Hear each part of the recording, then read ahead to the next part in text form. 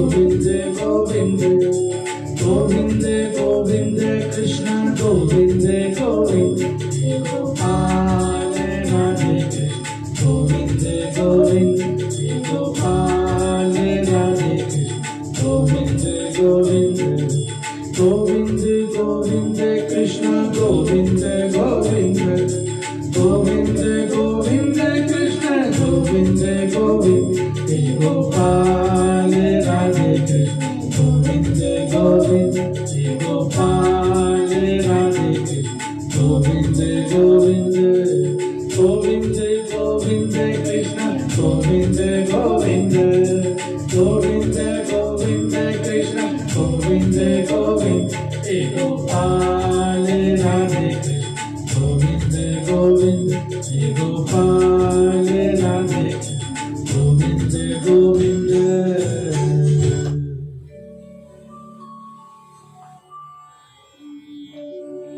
आइए तो अब हम सब मिलकर आत्मदेव जी की कथा का श्रवण पाठ करते हैं। एक समय की बात है, तुंगभद्रा नदी के किनारे आत्मदेव नामक एक ब्राह्मण रहते थे। खूब धनवान, भगवान की बहुत भक्ति करते, पूजा पाठ करते, सारे सुख थे उनके पास, सिवाय एक के कि उनको कोई संतान नहीं थी। उनकी पत्नी का नाम था धुंधली। जैसा उसका नाम था वैसा ही उसका काम था। झूठ बोलना, कलह करवाना, बात बात पे पति को परेशान करना, ऐसे ही बातों में उसे बड़ा आनंद मिलता था। उनको बस एक दुख था कि उनकी कोई संतान नहीं थी। कोई तन दुखी, कोई मन दुखी, कोई धन बिन रहते उदास, थोड़े थोड़े सब दुखी, सुखी राम के दास। उन्हें संतान प्राप्ति के लिए बहुत से यज्ञ किए, दान किए, लेकिन उन्हें संतान की प्राप्ति नहीं हुई। फिर मन में विचार आया कि एक गौ माता को घर पर लेकर आते हैं, उनसे जो बछड़ा या बछड़ी होगी उसे अपनी संतान मानकर रख लेंगे। गौ माता को घर पर लाते हैं, दुर्भाग्य से वो गौ माता भी बांझ निकलती है, उनको भी कोई संतान नहीं होती। फिर बहुत से वृक्ष भी लगाए तो उस पे भी फल नहीं लगते, और बाजार से मोल में खरीद कर फल लाते तो वो फल भी सूख जाते। तो अब एक दिन मन में विचार आया कि शायद मुझ में ही कोई खराबी है, शायद मैं ही मनहूस हूँ। मन में विचार आया कि आत्महत्या कर लेते हैं।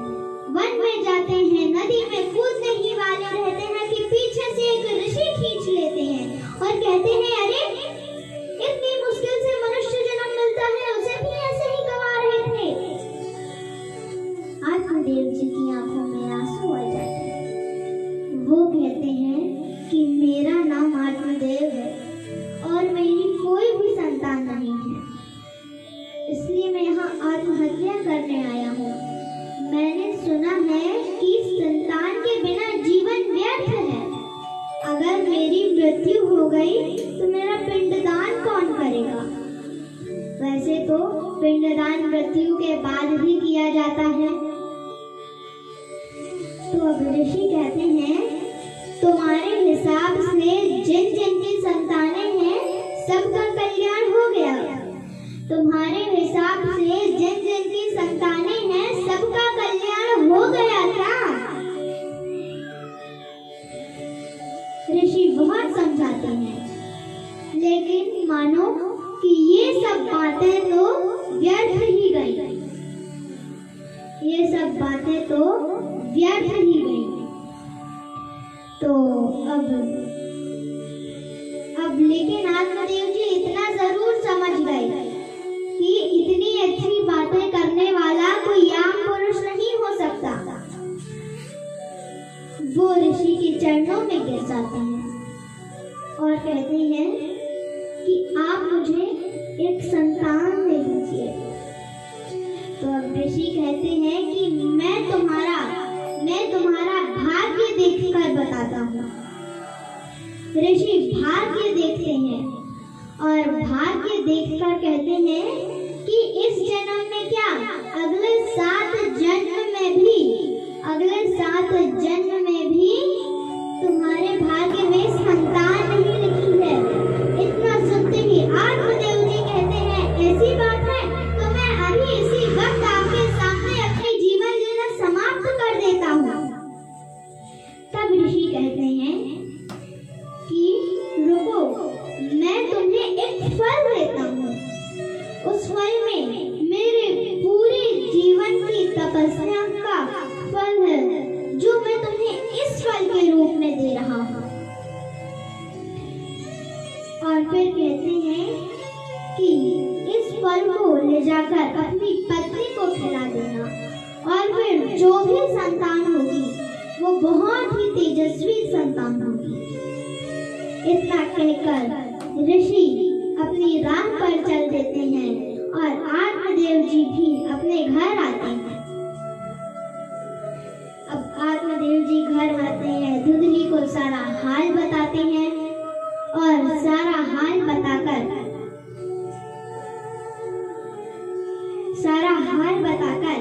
उस फल को देते हुए कहते हैं कि इस फल को तुम खा लेना। इतना कहकर आत्मदेव जी चले जाते हैं। अब आत्मदेव जी चले गए तो अब धुंधली ने उस फल को एक किनारे रख दिया। अब किनारे रख दिया और अब वो सोचने लगी कि अगर मैं इस फल को खा लूं तो क्या हो जाएगा। फिर उसने सोचा चलो अगर मैं गर्भवती हो भी गई तो 9 महीने तक तो आना जाना बंद, क्योंकि अब वो कहीं भी जाती थी तो कलह करवाती थी। अब कलह में तो मारपीट भी हो जाए।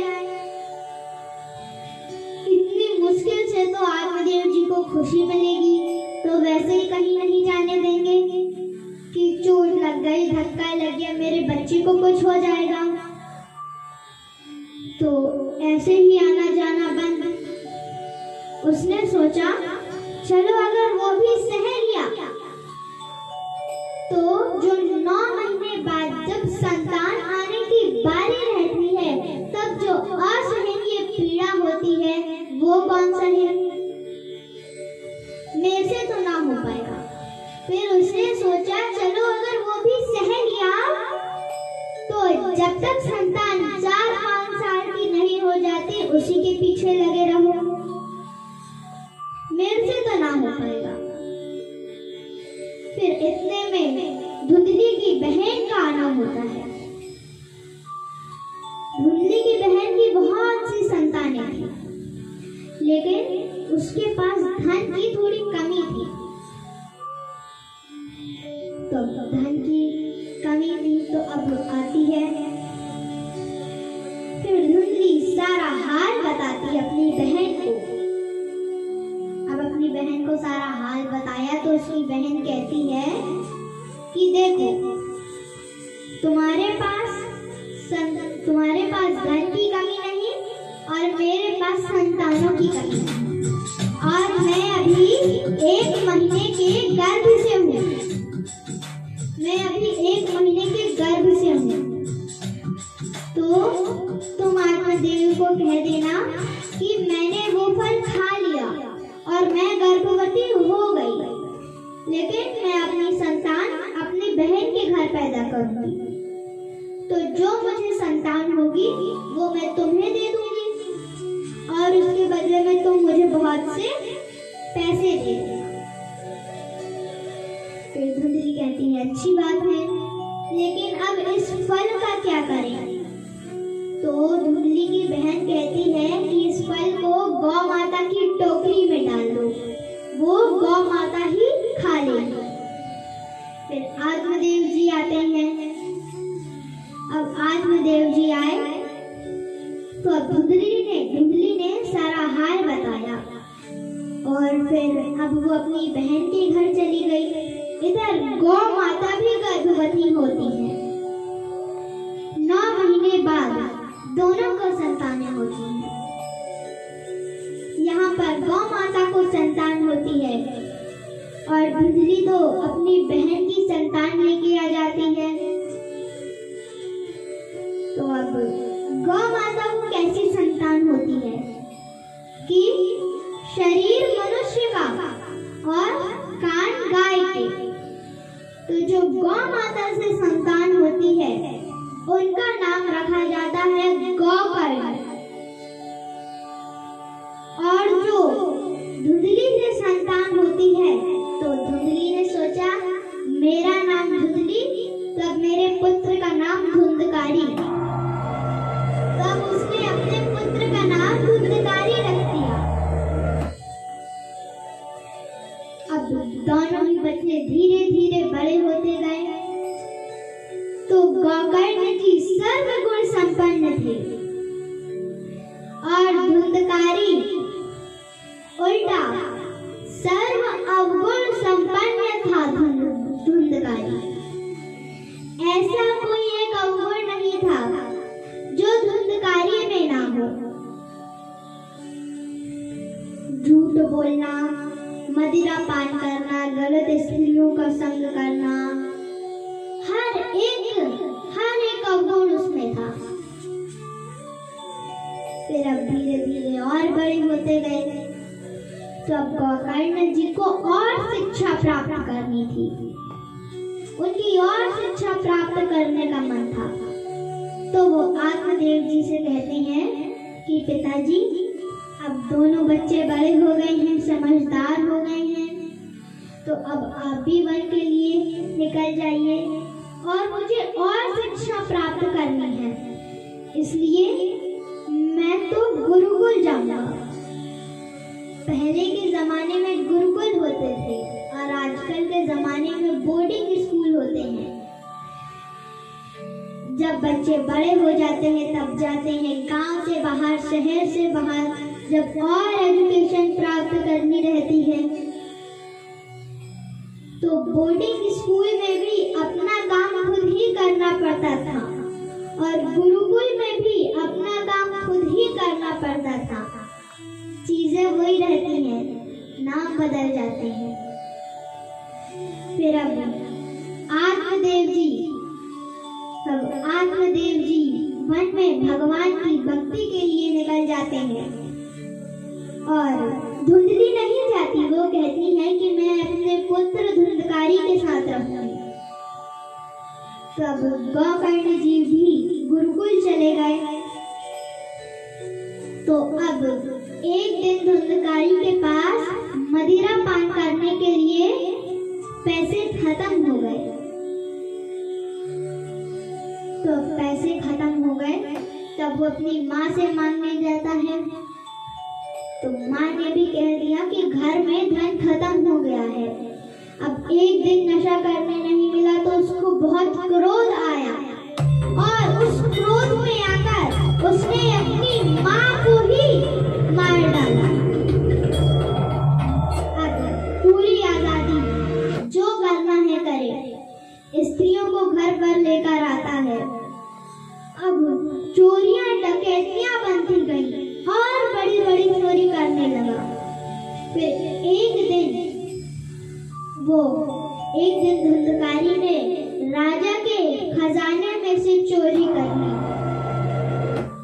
और जब घर आके स्त्रियों को बताता है तब स्त्रियां सोचती हैं कि अब राजा के खजाने में से तो चोरी कर ली। अब वो राजा के सैनिक हैं, एक ना एक दिन तो पकड़े जाएंगे और इसके साथ हम भी मर जाएंगे। तो एक रात्रि को धुंधकारी को इतना मदिरा पान करवाया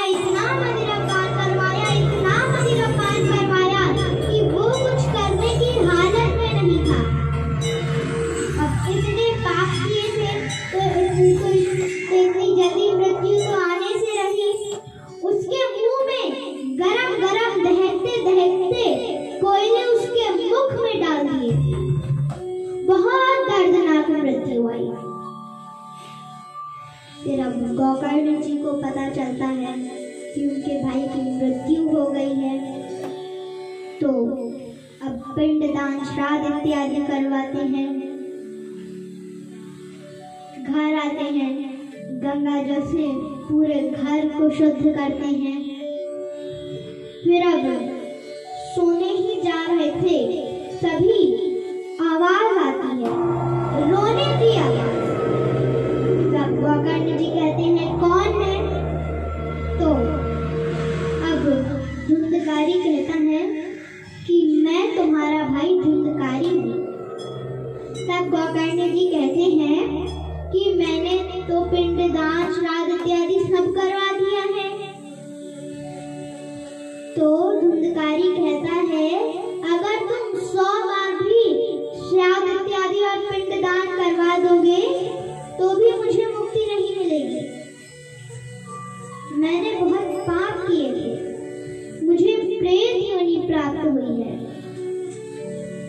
मैं और इस प्रेत योनि में नहीं रह सकता। कुछ करो तुम तो इतने ज्ञानी हो, मुझे इस प्रेत योनि में नहीं रहना। तो गोकर्ण जी कहते हैं अच्छा अभी तुम जाओ, कल देखते हैं।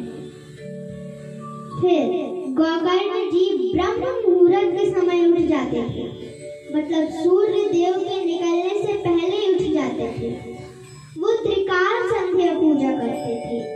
पहले के जमाने में माना जाता था कि जो त्रिकाल संध्या पूजा करता था भगवान उसकी जल्दी सुनते थे, मतलब कि उसकी प्रार्थना जल्दी सुन लेते थे। त्रिकाल संध्या पूजा करते थे, मतलब सुबह, शाम को और रात्रि को सोते समय। ऐसे नहीं अगरबत्ती घुमाइया उसको आवाज दे रहे हैं, पूरे नियम अनुसार। कोई पाठ जो भी कई दुर्गा पाठ करते हैं, ऐसे बहुत सारे ग्रंथ हैं, पाठ हैं जो किए जा सकते हैं। तो पूरे नियम अनुसार त्रिकाल संध्या पूजा होती है। फिर अब सुबह हुई तो अब सूर्य देव जा रहे थे, तो गोकर्ण जी ने सूर्य देव को रोक लिया। तब सूर्य देव जी कहते हैं क्या है, क्यों रोका है, क्या पूछना है? तब गोकर्ण जी सब कुछ बताते हैं कि मेरे भाई ने बहुत पाप किए थे तो उसे प्रेत योनि प्राप्त हुई है। तो प्रेत योनि प्राप्त हुई है तो अब उसे मुक्ति कैसे मिले? तो सूर्य देव कहते हैं कि आप श्रीमद् भागवत कथा सप्ताह पारायण रखवाइए। तो अब भागवत हो रही है तो सबको ही बुलाया जाए। तो अब पहले के जमाने में ये टीवी टेलीविजन तो होते नहीं थे। ऐसा तो होता नहीं था कि आप भागवत करवा रहे हैं और पूरी दुनिया देख रही है घर बैठे बैठे फोन पे, मोबाइल पे। आजकल ऐड होते हैं, बड़े बड़े बैनर लगते हैं हर एक जगह पर। तो पहले ये सब नहीं होता था। तो पहले जो भागवत करवाता था वो अपने कुछ मित्र रिश्तेदारों को बताता था, फिर वो अपने कुछ मित्र रिश्तेदारों को बताते थे, फिर वो अपने कुछ मित्र रिश्तेदारों को बताते थे। तो ऐसे करते करते पूरे गांव में खबर फैल जाती थी। और अगर और भी जल्दी खबर फैलानी है, फास्ट पोस्ट, तो बस कुछ माताओं को बता दें, फिर तो क्या खबर फैलेगी। फिर अब भागवत रखवाई तो पूरे गांव को खबर हो गई। तो अब धुंधकारी को तो प्रेत योनि प्राप्त हुई थी, तो वो एक जगह तो ठहर नहीं सकते और घूमते फिरते भी नहीं सुन सकते भागवत। तो उसके लिए 7 गांठों वाला बांस मंगवाया और फिर उसको बीच में रखा जाता है, मतलब उस पे धुंधकारी बंध गया था, वो कहीं भी नहीं जा सकता था। फिर अब गोकर्ण जी भागवत करना प्रारंभ करते हैं। पहले दिन की भागवत हुई, पहली गांठ पट गई। दूसरे दिन की भागवत हुई, दूसरी गांठ फट गई। तीसरे दिन की भागवत हुई, तीसरी गांठ टूट गई। अब जब चौथे, पांचवें, छठवें, सातवें दिन सातों गांठें टूट जाती हैं और फिर उससे एक दिव्य पुरुष निकलता है और उससे भगवान का विमान लेने आता है। बोलिए बांके बिहारी लाल की। तो अब गोकर्ण जी कहते हैं कि भागवत तो सबने सुनी है, विमान तो सबके लिए आना चाहिए, सिर्फ इसके लिए क्यों आया? तो जो भगवान का विमान लेके उनके पार्षद आए थे, वो कहते हैं कि सुनने सिर्फ से कल्याण नहीं होता, सुनने सिर्फ से कल्याण नहीं होता, उसके बारे में चिंतन करने से कल्याण होता है। अब आप लोग 3 घंटे बाद उठेंगे, जाएंगे, अपने घर के कार्य में व्यस्त हो जाएंगे। आज क्या सुनाया सब भूल जाएंगे, फिर अगले दिन बिल्कुल नए दिमाग से आएंगे, कल क्या कुछ याद नहीं। तो सुनने से कल्याण नहीं होता। आप लोग तो चले जाते थे, घर के कार्यों में व्यस्त हो जाते थे, लेकिन ये तो कहीं नहीं जा सकता था ना, इसलिए अब ये बैठे बैठे क्या करें? तो इसको जो रोज सुनाया जाता था उसके बारे में चिंतन करता था कि मुझे क्या करना था और मैंने क्या कर दिया। तो चिंतन करने से इसके पाप धुल गए और इसलिए इसके लिए विमान आया। फिर इसी बात को ध्यान में रखकर एक